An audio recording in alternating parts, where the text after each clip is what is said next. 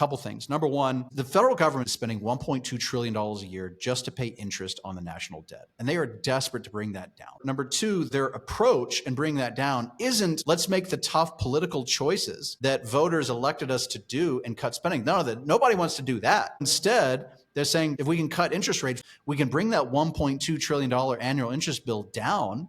So let's just do what we got to do to cut rates. How do we do that? Well, let's bully the Federal Reserve. Let's publicly mock the Fed chairman and see if we can bully and intimidate this guy into cutting rates. And if we can't do that, then let's just hijack control of the Fed. Let's try and fire the guy. Let's bide our time and wait until he has to step down next year and replace him with our person. Oh, somebody just 2 weeks ago resigned from the Fed. Let's immediately put our own guy and fill that position with our loyalist who's going to march to the tune of whatever the White House says. And basically we'll end up hijacking control of the Fed, and then we'll cut interest rates. Point number three is that this is a blatant misunderstanding of the power of the Federal Reserve. The Fed cannot just clap its hands and cut interest rates. The policy rate that the Fed controls is the shortest term overnight lending rate. If they cut that overnight lending rate by 1%, that doesn't translate into a 1% rate cut in the 10-year Treasury note, in the 30-year Treasury bond. And we know this to be true because the Fed cut rates by 1% last year. And those long-term bond yields went up,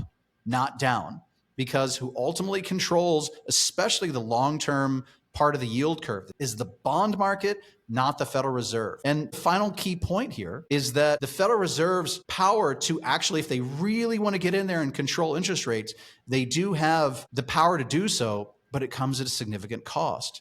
Because the power to do so is to essentially print money, to expand the money supply. And the consequence of expanding the money supply, we got inflation. Sometimes we've got asset price inflation, sometimes we've got retail price inflation, or sometimes we've got both asset price and retail price inflation. And this is the consequence of what they're going to do.